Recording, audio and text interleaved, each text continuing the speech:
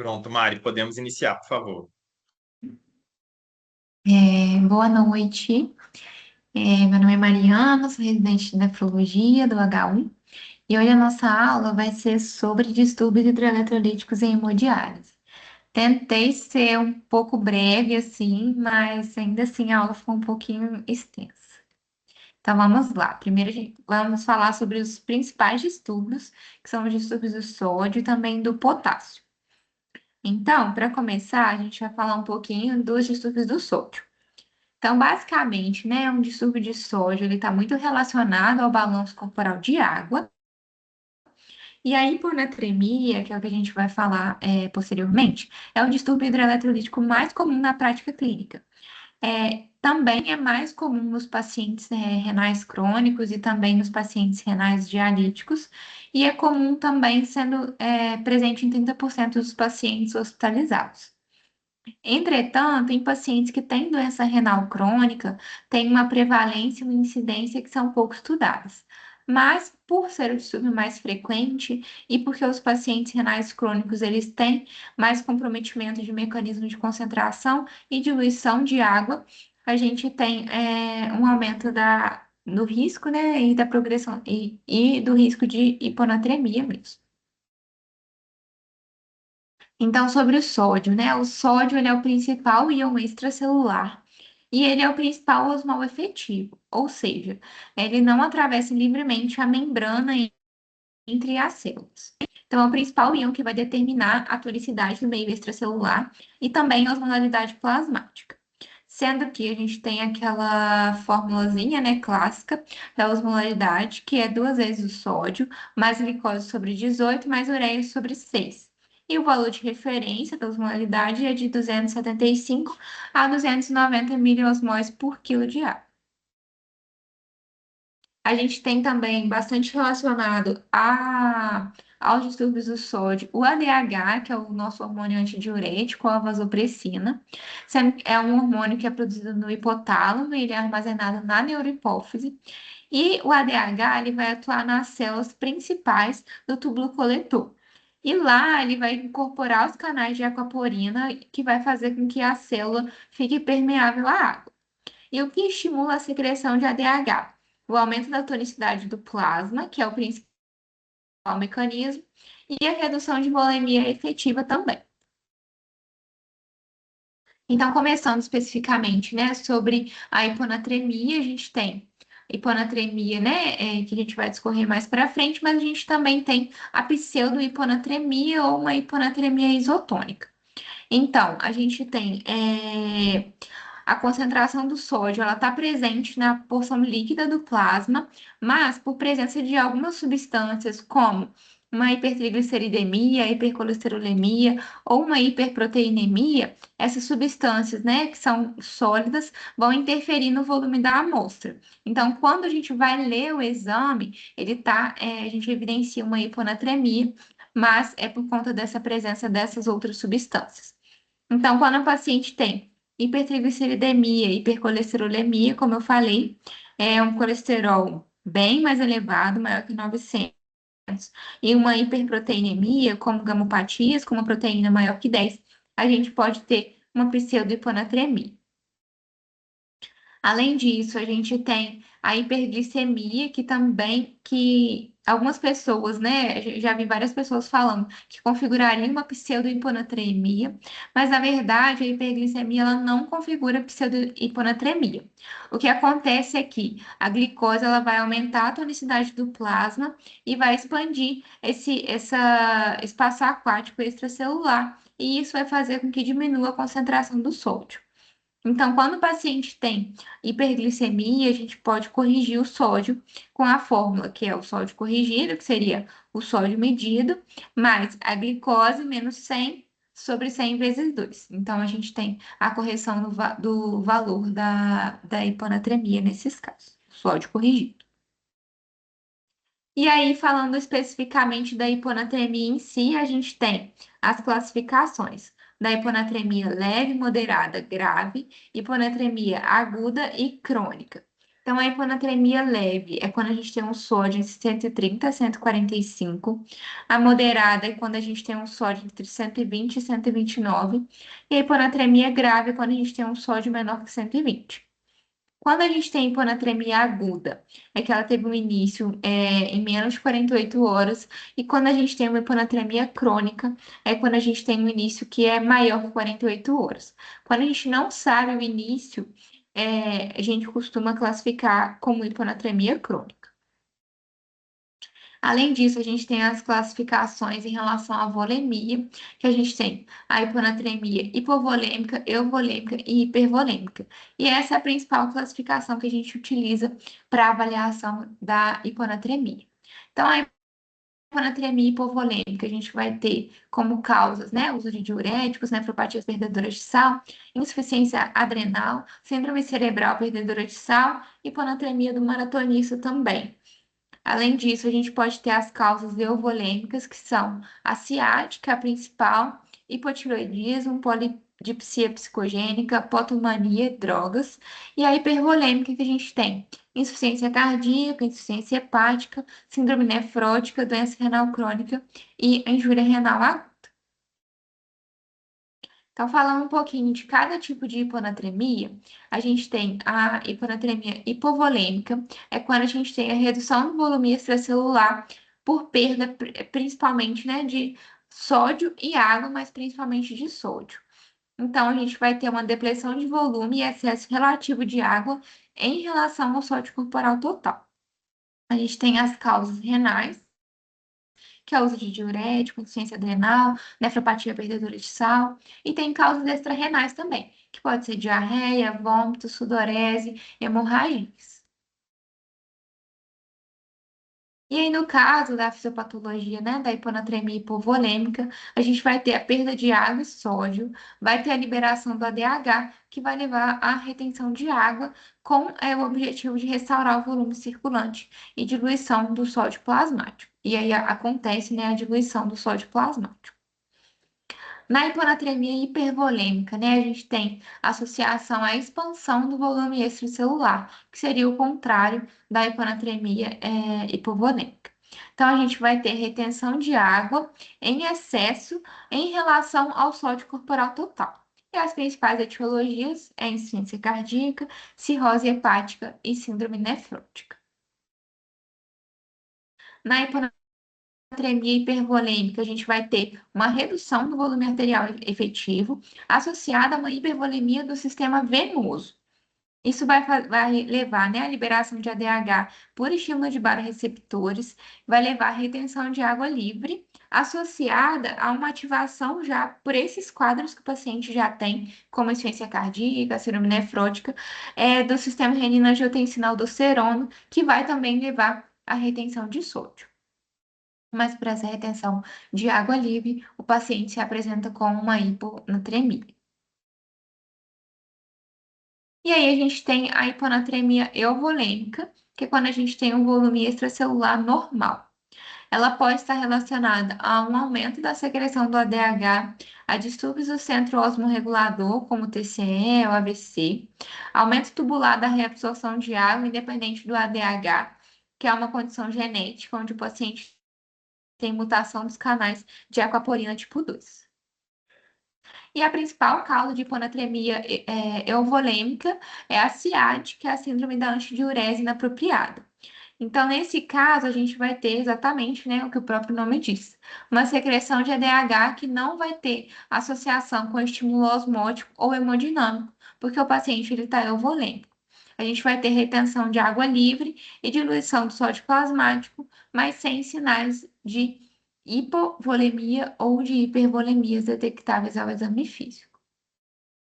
Então, os critérios diagnósticos da CIAD, a gente tem euvolemia clínica, baixa osmolaridade plasmática, uma urina inadequadamente concentrada, ou seja, uma osmolaridade urinária mais elevada, maior que 100, um sódio urinário elevado, e o paciente precisa ter função adrenal e tireoidiana preservadas.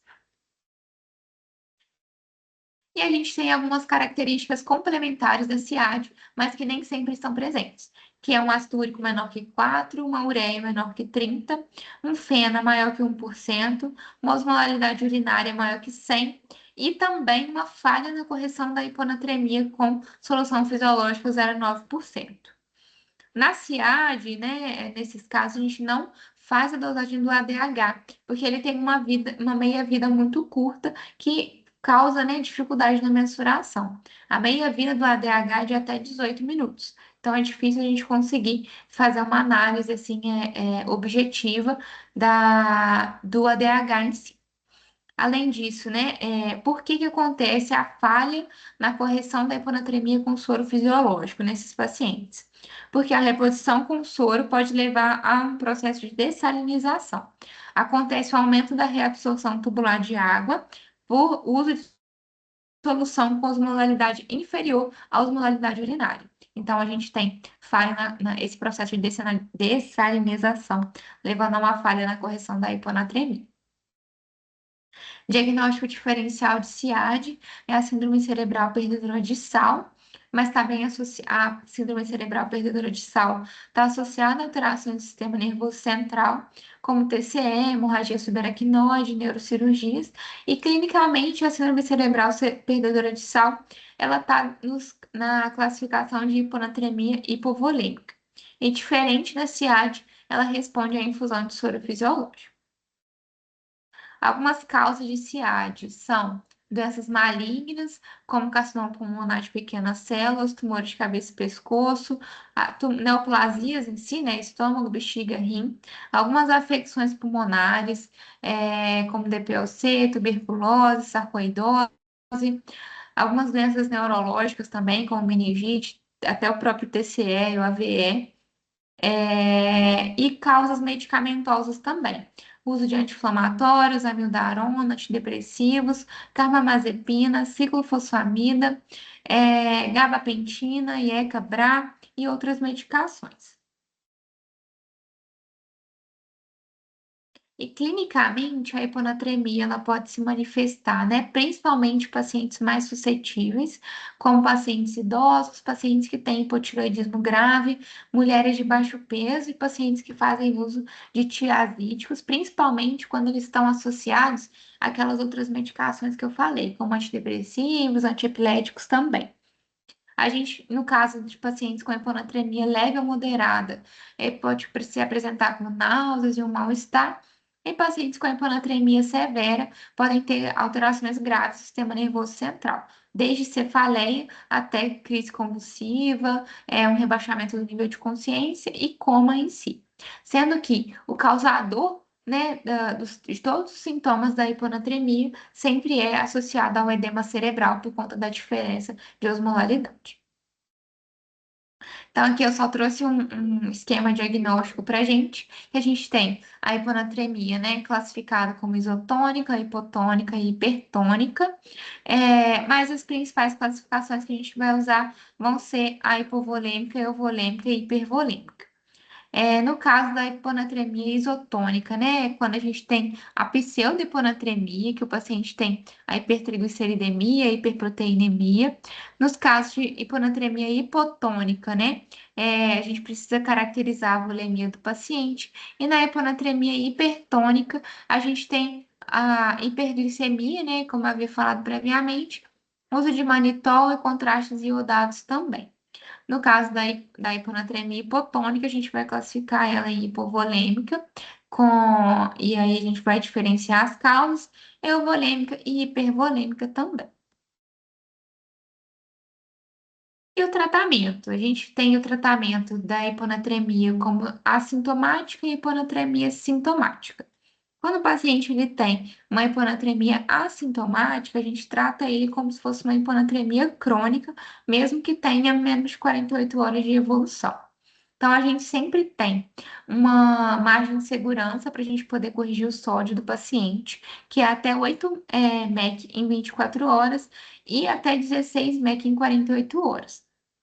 Alguns pacientes, a gente precisa ter mais segurança ainda para poder corrigir o sódio, que são aqueles pacientes que têm alcoolismo, têm uma hiponatremia com sódio menor que 110, insuficiência hepática, quando o paciente tem hipocalemia concomitante, e desnutrição. Então, nesses pacientes, a gente pode corrigir até 6 mEq em 24 horas. E por que a gente deve ter essa margem de segurança?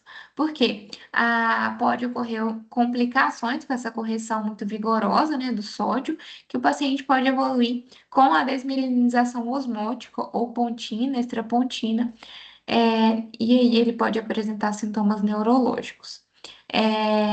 Que nesse caso, né, de desmineralização osmótica, a gente pode fazer diagnóstico com ressonância. Então, no caso, o nosso arsenal terapêutico para tratamento de hiponatremia crônica, ele envolve restrição hídrica, mas no sentido de promover um balanço hídrico negativo nos pacientes. A gente pode incluir também diuréticos, no caso, né, de hiponatremia mais hipovolêmica, para poder aumentar a excreção de água livre e fornecer um maior aporte de sódio. E aumento de ingestão proteica ou ureia oral é uma opção, mas que a gente não faz uso, né, assim, na nossa prática. E além disso, esse livro é um pouquinho mais antigo, então a gente tinha menos contato com os inibidores do ISGLT2, mas por eles causarem aumento de osmose urinários por inibição do ISGLT2, a gente tem uma correção da hiponatremia crônica.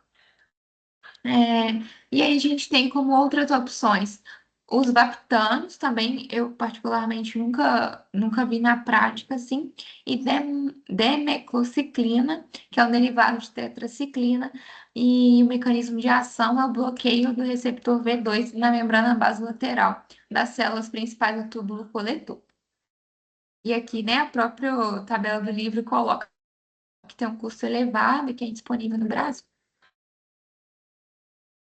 E aí, no caso, o tratamento da hiponatremia sintomática, né, aguda ou crônica, a gente pode lançar a mão do NaCl a 3% e a gente pode fazer ele com solução fisiológica, com NaCl a 20% associado, que aí fica uma solução, sugestão, né? 890 ml de soro fisiológico e 110 ml de NaCl a 20%.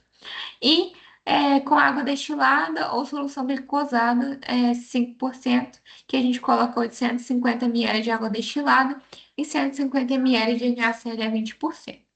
A gente tem a fórmula de Adroguemar-Dias para a gente poder calcular a variação de sódio em 1 litro da solução. Então, com essa fórmula, a gente usa o sódio do paciente menos o sódio da solução, dividido pela água corporal total mais 1. A água corporal, a gente calcula, né? É, com para homens 0,6 vezes o peso, para homens idosos 0,5 vezes o peso, e para mulheres também é 0,5 vezes o peso, e para mulheres idosas 0,45 vezes o peso. E aí, no caso da hiponatremia crônica, meu Deus, coloquei a tabela errada. Isso mesmo, saiu 2 vezes a tabela, pega. E aí, em pacientes dialíticos, né, a gente tem poucas, assim, foi bem difícil achar material, inclusive, em relação à distúrbio hidroeletrolítico em paciente dialítico, mas nesses pacientes, né, a gente também tem que evitar uma correção rápida do sódio. Então, a gente deve fazer uma normalização gradual da natremia para evitar a sobrecorreção. A gente tem um estudo chamado estudo DISO, que fez titulação individualizada do sódio no banho de diálise. Então, nosso banho normalmente eles têm 138 mEq. E nesse caso desse estudo, foi feito um banho de diálise com sódio de 140 mEq por 12 sessões para poder ajustar a concentração do banho à anatremia do paciente, fazendo, né, exames periódicos. E o que se usa, né, geralmente são os próprios algoritmos que vêm nas máquinas de hemodiálise, que utilizam modelos de cinéticos de compartimento único, que ajustam o sódio do banho conforme a anatremia do paciente. Então, nesses casos, na própria máquina de diálise é possível fazer ajuste do sódio do banho conforme a anatremia. Então, a gente consegue titular melhor nesses casos o sódio do paciente para evitar a sobrecorreção. E aí, no caso da hipernatremia, a hipernatremia é pouco comum nos pacientes, né, que fazem terapia renal substitutiva, e ela é conceituada como sódio plasmático maior que 145. Por ela não ser tão comum, para a nossa aula não ficar tão extensa, eu não abordei com tantos detalhes igual da hiponatremia. Mas a hipernatremia, ela está associada a um aumento na mortalidade, principalmente em pacientes com lesão renal aguda, pacientes críticos que fazem terapia renal substitutiva. E um sintoma cardinal da hipernatremia é uma sede intensa.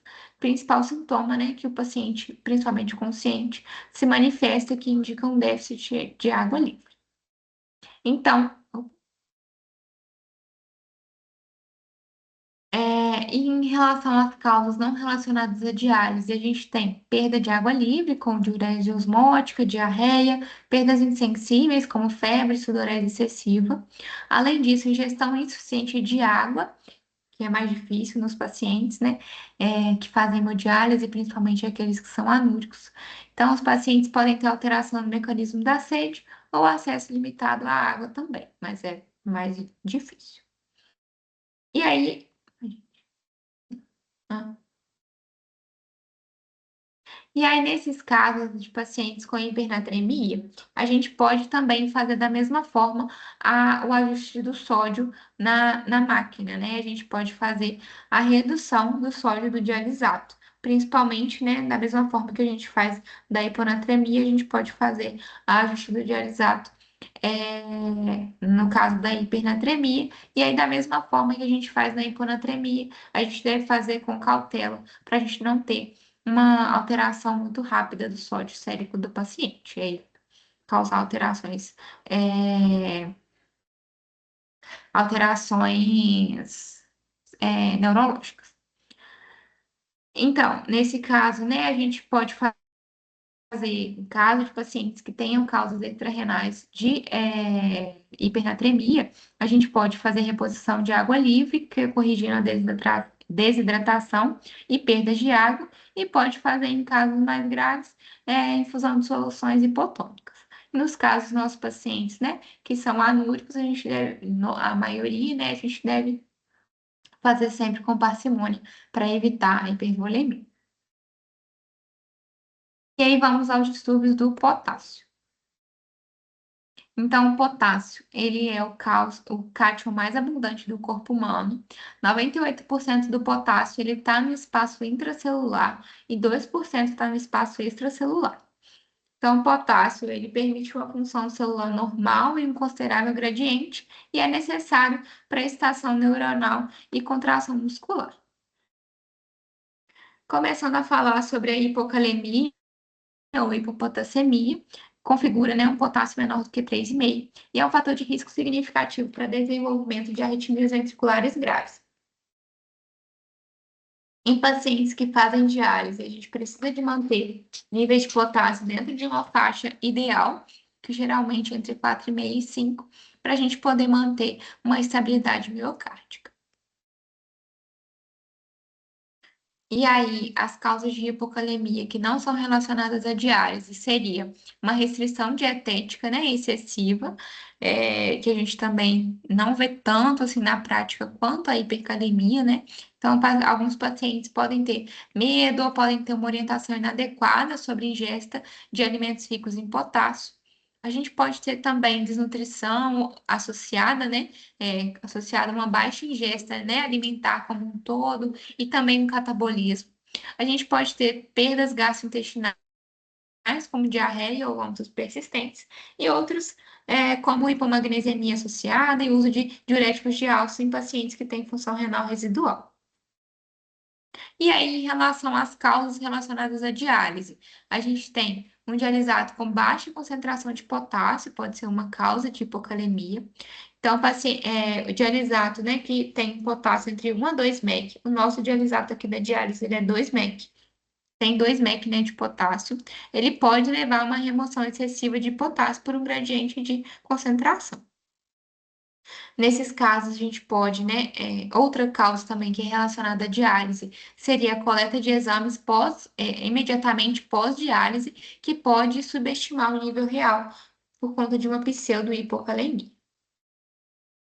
Então, o tratamento, isso é uma coisa que a gente faz bastante na nossa prática, é elevar a concentração de potássio no dialisato, para, por exemplo, entre 3 ou 4 mEq, para a gente poder reduzir o gradiente de difusão e reduzir a remoção de potássio sérico do paciente. Além disso, que não é o nosso habitual, a gente pode fazer suplementação oral e também suplementação endovenosa se o paciente tiver uma hipocalemia grave, com potássio menor que 2,5, ou o paciente que também tenha manifestações no eletrocardiograma. Em caso de pacientes, né, desnutridos ou com uma restrição muito excessiva de potássio, a gente pode indicar aconselhamento nutricional. E aí, em relação à hipercalemia, a gente tem potássio sérico, esse aí a gente vê bastante, um potássio sérico maior que 5. Então, o potássio, né, como eu falei, é o principal cátion, né, presente no nosso corpo humano, 98% está no meio intracelular. E a gente tem o potássio que está extracelular, a gente tem o potássio intra, potássio extra, e o potássio extracelular, ele vai ser excretado pelo suor, fezes, mas principalmente pela urina. Os mecanismos que a gente tem de hipercalemia incluem a diminuição da excreção urinária, que está presente em pacientes que têm DRC estágio 4 e 5, pacientes com lesão renal aguda, pacientes com hipoaldosteronismo ou resistência à ação da aldosterona e pacientes que foram submetidos à ureterogenostomy.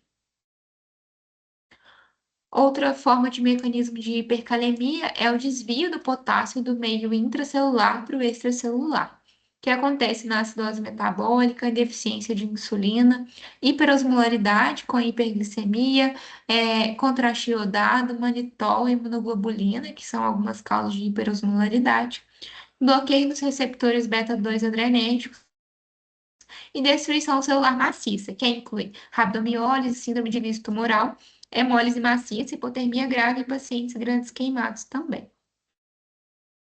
Na hipercalemia, a gente tem um tratamento de fase mais emergencial, que se o paciente tiver uma hipercalemia grave, com potássio maior que 6,5, ou o paciente que tem alterações eletrocardiográficas secundárias à hipercalemia.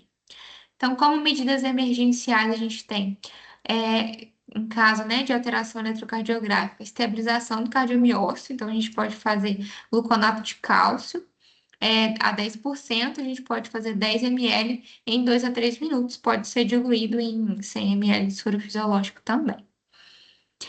E a gente tem uma outra forma de tratamento que seria o desvio do potássio do meio extracelular para o intracelular. Só que são medidas que são mais transitórias.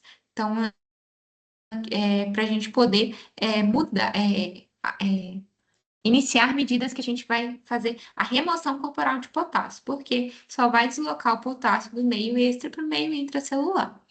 Então, a gente pode fazer solução polarizante, que a gente pode usar 10 a 20 unidades de insulina regular, 25 a 50 gramas de glicose, 50%, em bomba de infusão para ser feita para correr em menos de 60 minutos.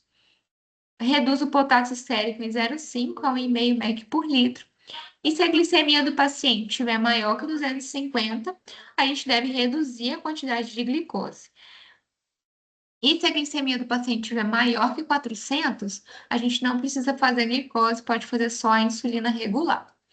Nesses casos, a gente deve monitorizar a glicemia do paciente para evitar a hipoglicemia. E, assim, como eu falei, é uma medida transitória para a gente poder iniciar medidas de remoção corporal de potássio. Mas caso essas medidas ainda não tenham sido instituídas, a gente pode repetir a cada 4 a 6 horas. Outras medidas, né, que a gente tem é o uso de beta-adrenérgicos, a gente pode fazer o uso do salbutamol também, mas, novamente, uma medida transitória, e pode ser feito bicarbonato de sódio em caso de pacientes com hipercalemia grave e acidose metabólica associada.